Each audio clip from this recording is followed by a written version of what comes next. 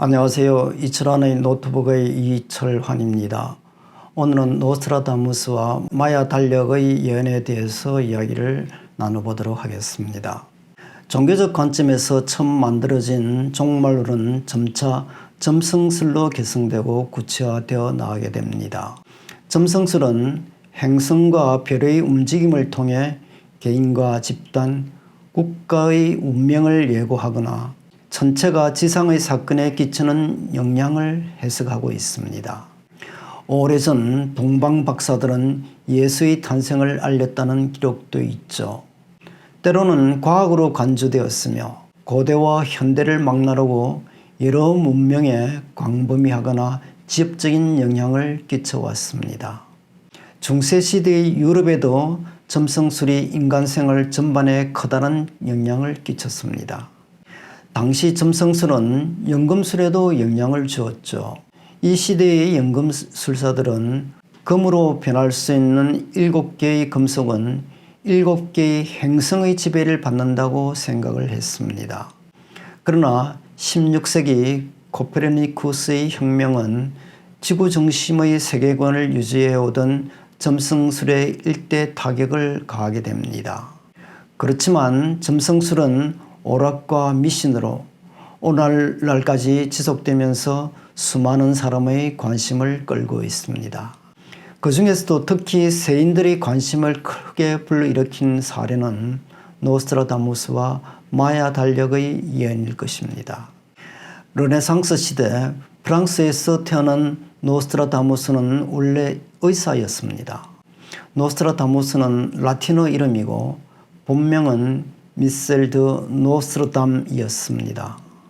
그가 살았던 당시는 점성술이 크게 유행하였는데 노스트라다무스 역시 점성술에 관심을 가지고 있던 터라 1547년경부터 예언을 시작했습니다. 그는 그동안의 예언들을 한데 묶어 책을 만들기도 했는데 이 책은 하나의 서술과 941개의 사행시로 구성되어 있습니다. 그리고 100개씩 9개로 나누어졌고 하나는 42개의 시가 담겨져 있습니다. 이것을 제세기, 즉 센츄리라고 부르고 있습니다.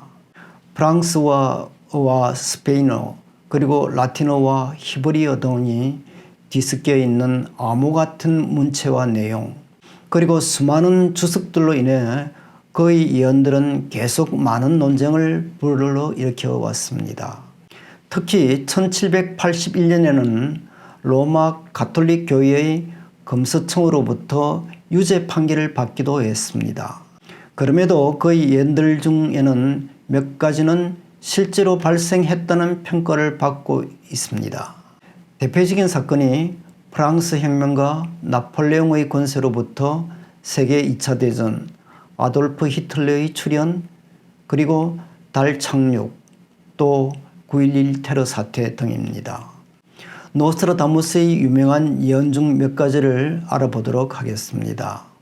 우선 나폴레옹의 출현에 대한 부분입니다. 노스트라다무스는 이탈리아 부근에서 태어나 황제가 되어 유럽에 큰 피해를 입히고 몰락하는 한 지도자의 이야기를 예언하면서 그의 이름을 나파로이라고 했습니다. 그런데 후세인들은 이것이 나폴레옹을 예언한 것이라고 추측하고 있죠. 또 다른 예언은 2차 세계대전의 발발과 히틀러의 출현입니다. 그 예언서 한 부분에 히스트라는 이름의 사람이 오스트리아 한 강변에서 태어나 폴란드와 헝가리를 지켜주겠다고 나서지만 그 최후는 아무도 알 수 없다는 것이었습니다. 이 치욕스러운 왕이 세워지면 황금시대가 막을 내린다는 구절도 나옵니다. 그런데 히스트를 순서만 바꿔보면 철자 하나만 틀린 히틀러가 됩니다. 따라서 이는 히틀러의 출현을 예언하는 것이라는 주장을 하고 있습니다. 다음으로는 1999년 7월에 하늘에서 공포의 대왕이 내려오리라는 부분과 관련된 예언입니다. 이로 인해 1999년의 세상은 상당히 시끄러웠죠. 마침 당시 코소보 사태가 일어났기에 더 커다란 파장을 일으켰습니다. 하지만 코소보 사태는 6월에 종료되었으므로 1999년 7월 중국에서 발생한 파룬궁 탄압이 더 부합하다는 주장도 나왔습니다. 그러나 이후 9.11 테러가 발생하자 이를 예언했다는 주장이 더 설득력을 얻게 되었습니다. 한편 그의 예언서 중에는 전쟁을 통한 지구의 멸망을 암시하는 부분도 있습니다. 혜성이 날아올 때 마부스가 나타나 지구를 멸망에 빠뜨릴 것이다 라는 부분인데요. 여기서 그가 말한 마부스는 전쟁을 일으키는 적 그리스도적인 인물을 의미합니다. 적 그리스도란 그리스도에 대적할 것으로 예언된 통치자로서 제세기 센츄리에 나오는 3명의 적 그리스도가 예언되어 있습니다. 즉 나파로의 히스트에 이어 마부스가 마지막 적 그리스도로 예언되어 있죠. 1982년 로마의 국립중앙도서관에서 한 권의 낡은 책이 발견되었습니다. 16세기 필사본인 바티니시어 노스트라다미라는 그림책입니다. 이 책 안에는 80장의 수채화들이 암호처럼 수록되어 있습니다. 많은 연구가들은 이 책을 노스트라다무스의 그림 예언이라고 주장하고 있습니다. 책 내용은 노스트라다무스의 예언서인 제세기와 그 내용이 매우 비슷합니다. 특히 67번 그림에서는 한 남자가 소개되어 있는데 사람들은 그가 적 그리스도 중 한 사람인 마부스라고 추측을 하고 있습니다. 다만 세 번째이자 마지막 문제 인물로 지목된 마부스는 아직도 누구인지를 알 수 없는 가운데 갖가지 추측이 난무하고 있는 실정입니다.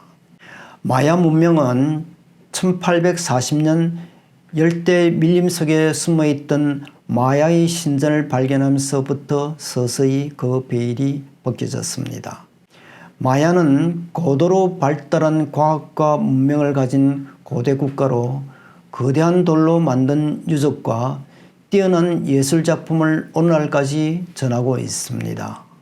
그 문명에는 인류, 생명, 우주에 관한 많은 의문에 대한 해답이 있습니다.